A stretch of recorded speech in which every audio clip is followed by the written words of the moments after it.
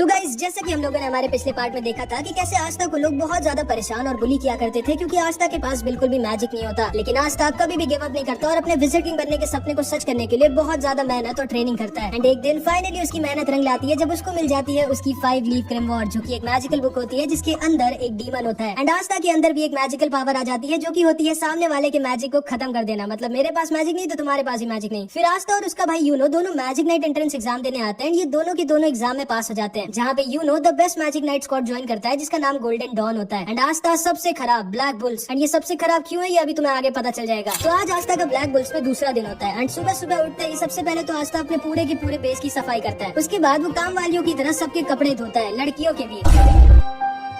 फिर ये यामी के पेट्स को खाना खिलाता है जो आज भी खाने को नहीं आस्था को ही खाना चाहते थे। एंड आस्था को ये सब काम इसलिए करने पड़ रहे होते हैं क्योंकि आस्था ने अभी अभी ब्लैक बुल्स ज्वाइन किया और वो सबसे छोटा है वहाँ पर, तो सब उससे अपना काम करवा रहे हैं। इसके बाद हम देखते हैं आस्था और सब लोग कैंटीन में बैठकर ब्रेकफास्ट कर रहे होते हैं। आस्था नोएल से कहता है, नोएल तुम मेरी मदद क्यों नहीं करती हो, तुम भी तो फर्स्ट ईयर की हो। चुप रहो गधे, मैं क्यों करूँ ये सब, भूलो मत मैं रॉयल फैमिली की हूँ, मेरा नाम है नोएल सिल्वा। हाँ मुझे पता है तुम्हारा नाम है नोएल सिल्वा, तब से 50 बार बता चुकी हो, कम से कम मेरी थोड़ी बहुत तो मदद करो। अच्छा वैसे मैग्मा सेंपाई, अब तो मैं मैजिक नाइट बन चुका हूँ, लेकिन मैजिक नाइट करते क्या है? तुमको यही नहीं पता मैजिक नाइट करते क्या है और तुमको मैजिक नाइट बनना था। मैं तुम्हें समझाती हूँ मेरे प्यारे आस्था। देखो मैजिक नाइट्स का काम होता है हमारे किंगडम को सेफ रखना और लॉ और ऑर्डर मेंटेन करके रखना, और हाँ हमें बुरे लोगों के साथ फाइट कर उनको मारना भी होता है, इसीलिए मैंने मैजिक नाइट ज्वाइन किया था। बोलो ना आस्था, मुझसे लड़ाई करोगी क्या अपनी तलवार से? एंड तभी चार्मी जोर जोर से रोने लगती है क्योंकि उसका खाना खत्म हो गया होता है। और ग्लॉच आस्था से फिर से कहता है, ओए आस्था ये मेरी बहन है मैरी और इससे दूर रहना वरना मैं तुम्हें मार डालूंगा। जिसपे नोएल सोचती है ये कैसे पागलों के बीच में आ गई हूँ मैं। एंड तभी यामी वहाँ पर आ जाता है और यामी मैग्मा से बोलता है, चलो मैग्मा हमारे मिशन का टाइम हो चुका है। एंड मैग्मा यामी के साथ जाने लगता है।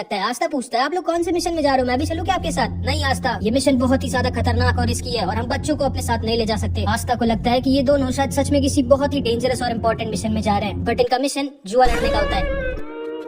ये लोग जुआ लड़ने गए होते हैं पैसे जीतने के लिए। एंड ये दोनों के दोनों नंगे बैठे होते हैं क्योंकि ये दोनों अपने कपड़े तक हार गए होते हैं जुए में। एक और राउंड लगाओ जिराया। ठीक है, लेकिन इस बार आप क्या दाव पे लगाएंगे कैप्टन यामी? अपनी चड्डी? नहीं, वो मैं नहीं दे सकता, वो मेरे लिए बहुत जरूरी है। इस बार मैं दाव पर लगाऊंगा अपनी ग्रिमवॉर्ड। अरे नहीं यामी सर, आप क्या कर रहे हो? आपकी चड्डी आपकी ग्रिमवॉर्ड जितनी जरूरी थोड़ी है। चुप रहो मैग्मा, मैं हार नहीं मान सकता। एक ट्रू वॉरियर कभी भी गिव अप नहीं करता, याद रखना। और देखना इस बार मैं जरूर जीतूंगा। नहीं नहीं, मैं आपकी ग्रिमवॉर्ड नहीं रख सकता। चलिए ठीक है, इस बार अगर आप हारे तो आपको मेरा एक काम करना होगा और आपकी चड्डी भी मेरी होगी। लेकिन हाँ, अगर आप जीते तो मैं आपको आपका सारा का सारा सामान वापस कर दूंगा। ठीक है, मुझे तुम्हारी शर्त मंजूर है। ये तुमने बहुत ही बड़ी गलती कर दी जिराया। बांटो पत्ते। यामी सर की बात सुनी तुमने? अभी कभी पत्ते बांटो और इस बार आप नहीं जीतेंगे जिराया सर। एंड ये दोनों के दोनों अपनी चड्डी तक हार जाते हैं।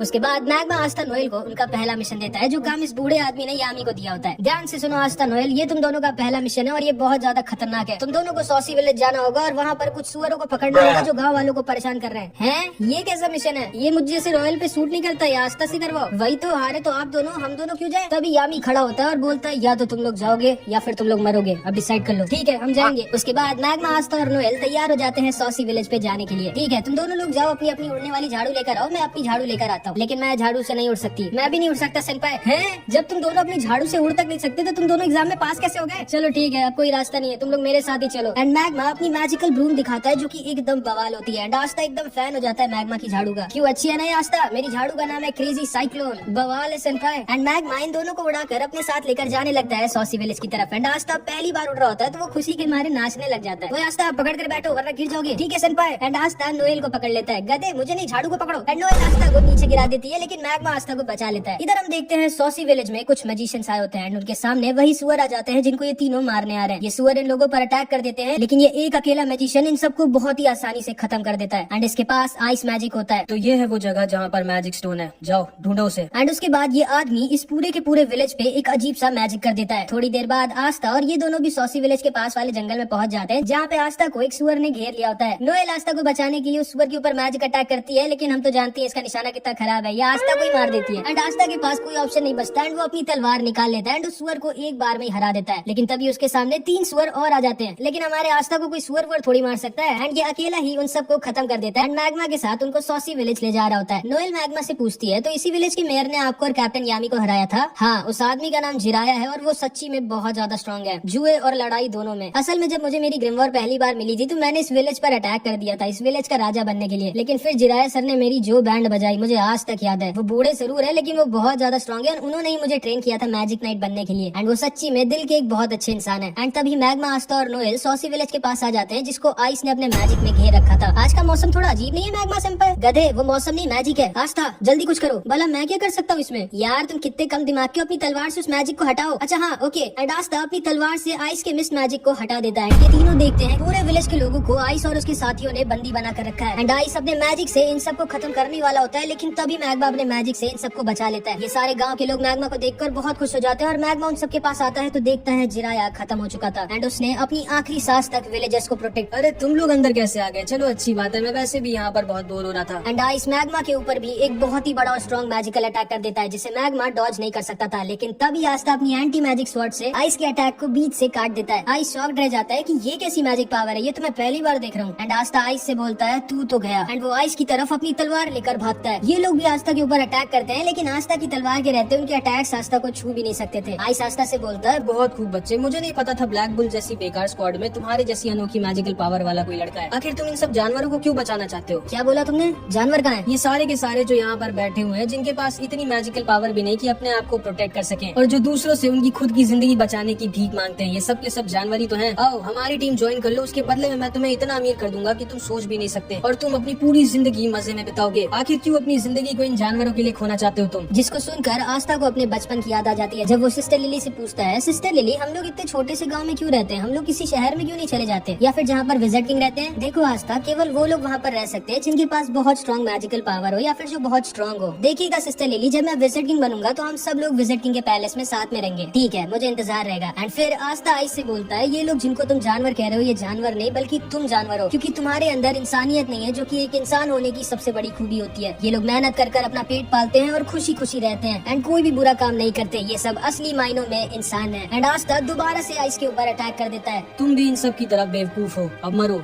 एंड आइस के साथ ही दोबारा से पूरे के पूरे विलेज को मिस्ट मैजिक में घेर लेते हैं। एंड आइस अपने मैजिक से आस्था और सारे लोगों को अपनी आइस ब्लेड से घेर लेता है एंड उन सब पर अटैक करने लगता है। आस्था अकेले उसके सारे अटैक्स रोक रहा होता है और मैग्मा, नोएल और सारे विलेजर्स को बचा रहा होता है लेकिन वो बहुत ज्यादा थक चुका होता है। आखिर कब तक लड़ोगे बच्चे? मैं कई दिनों तक तुम पर अटैक करता रह सकता हूँ। आखिर कभी न कभी तो तुम थकोगे या फिर मिस करोगे एंड वही तुम्हारी जिंदगी का आखिरी पल होगा। एक गलती और तुम खत्म। और मुझे नहीं लगता कि ये तुम्हारा दोस्त भी ज्यादा टाइम तक टिक पाएगा और इन जानवरों को और खुद को बचा पाएगा। आस्था सोचने लगता है कि अब वो क्या करे। अगर वो अपने आप को बचाता रहेगा तो मैग्मा, नोएल और सारे गांव वाले मारे जाएंगे। एंड तभी आस्था को आइस का एक अटैक लग जाता है। नोएल भी उसके ऊपर अटैक करने की कोशिश करती है लेकिन उसका निशाना लगता ही नहीं है। आइस नोएल से बोलता है तुम तो एक रॉयल फैमिली की हो, तुमको मैं सबसे पहले मारूंगा। जिसको सुनकर नोएल डर जाती है और वो समझ जाती है कि हम लोग इनसे नहीं जीत सकते। एंड नोएल वहाँ से भागने लगती है लेकिन तभी नोएल को एक छोटी सी बच्ची पकड़ लेती है और उसे कहती है प्लीज हमें छोड़कर मत जाइए, हमारी मदद करिए। जिसको सुनते ही नोएल की आंखें खुल जाती हैं क्योंकि पहली बार किसी ने जिंदगी में नोएल से हेल्प मांगी होती है। नोएल उस बच्ची से बोलती है चिंता मत करो, मैं तुम्हें कुछ भी नहीं होने दूंगी, मेरा नाम है नोएल सिल्वा, सिल्वर फैमिली की। एंड तभी नोएल की ग्रिम वॉर में एक नया मैजिकल अटैक आ जाता है एंड वो अपनी नई मैजिकल पावर का यूज करके सारे के सारे विलेजेस को अपने वाटर मैजिक शील्ड में घेर लेती है। मैग्मा नोएल की तारीफ करता है और आइस समझ जाता है कि नोएल के पास बहुत ज्यादा मैजिकल पावर है। एंड तभी आस्था जो कि एक शेर की तरह सही मौके का इंतजार कर रहा था, उसको वो सही मौका दिख जाता है एंड वो आइस के ऊपर छुप कर अटैक कर देता है। आइस आस्था को देख कर डर जाता है और समझ जाता है कि वो इस अटैक को डॉज नहीं कर सकता। एंड आस्था आइस के सीने में अपनी तलवार घुसेड़ देता है बट आस्था की तलवार आइस के दिल तक नहीं पहुंच पाती। एंड तभी आइस भी अपनी मैजिक से आस्था के पेट में एक छेद कर देता है एंड आस्था नीचे आकर गिर जाता है। आइस उसके पास आता है और बोलता है अब थोड़ी देर दर्द में तड़पो बच्चे, उसके बाद तुम खुद ही खत्म हो जाओगे। एंड आइस जाकर अपने मैजिक से नोएल की शील्ड को तोड़ने लगता है। मैग्मा डर जाता है और वो समझ जाता है कि वो आइस को नहीं हरा सकता एंड वो डिसाइड कर लेता है कि मे भी शायद जिराया सर ने जो कुछ भी उसके लिए किया है उसका हिसाब बराबर करने का टाइम आ गया है। एंड मैग्मा डिसाइड करता है कि वो अपनी आखिरी सांस तक आइस से लड़ाई करेगा जब तक वो खत्म नहीं हो जाएगा। आइस नोएल की शील्ड को तोड़ने ही वाला होता है लेकिन तभी आस्था पीछे से दोबारा आइस पर अटैक कर देता है बट आइस आस्था को फिर से इंजर्ड करके दूर गिरा देता है। तुम अभी तक हार नहीं माने बच्चे। And Aastha bar bar ice पर अटैक कर रहा होता है लेकिन बार बार इंजर्ड होकर दूर गिर जा रहा होता है एंड फिर से खड़ा हो जा रहा होता है। मैग्मा आस्था को देखता है और समझ जाता है नहीं, वो अभी मर नहीं सकता जब तक वो सारे विलेजर्स को बचा न ले। आइस बोलता है आखिर तुम इन जानवरों को क्यों इतनी पागलों की तरह बचाना चाहते हो बच्चे? आखिर मिलेगा क्या तुमको इन सबको बचाकर? जिसपे आस्था बोलता है इन सबको बचाकर मुझे मिलेंगी इन सब की दुआएं जिससे मैं एक दिन बनूंगा विजिट किंग। तुम जिंदगी में कभी विजिट किंग नहीं बन सकते क्योंकि तुम्हारी मौत आज मेरे हाथों लिखी है। ओए, मैं तुम्हें दो चीज की गारंटी देता हूँ। पहली कि मैं और आस्था मिलके आज तुम्हारी बैंड बजाएंगे और दूसरी आस्था एक दिन जरूर बनेगा विजिट किंग। एंड मैग्मा अपनी बची कुची सारी पावर का यूज कर इन तीनों के ऊपर एक फायर अटैक कर देता है जिसको ये लोग आसानी से डॉज कर लेते हैं। मैग्मा वहीं पर गिर जाता है और आइस मैग्मा के ऊपर अपना आइस ब्लेड यूज कर देता है जिससे मैग्मा अब नहीं बच सकता था। मैग्मा बोलता है ठीक है आस्था, मेरे जाने का टाइम आ चुका है, इन लोगों लोगों को दिखा दो कि तुम क्या हो। एंड तभी आस्था पीछे से मैग्मा के सारे अटैक्स को डिफ्लेक्ट करके वापस इन तीनों की तरफ भेज देता है। क्या ये लड़का अपनी तलवार से अटैक वापस भी भेज सकता है? एंड वो सारे के सारे अटैक जाकर इन तीनों को लग जाते हैं एंड आइस पूरी तरह से जलने लग जाता है। आइस मैग्मा की आग को बुझाने के लिए अपने आइस मैजिक का यूज करने की कोशिश करता है, लेकिन तभी आस्था उसके ऊपर अपनी तलवार लेकर पहुंच जाता है। नहीं, मैं एक बच्चे से नहीं हार सकता। जिसपे आस्था बोलता है रुको अब मैं तुम्हें दिखाता हूँ कि एक जानवर क्या होता है। एंड आस्था आइस के ऊपर अपनी स्वॉर्ड से अपनी पूरी जान लगाकर अटैक कर देता है एंड आइस को वहीं पर सुला देता है। एंड इधर मैग्मा को नोएल अपने शील्ड मैजिक से बचा लेती है। ये एहसान याद रखना मेरा मैग्मा।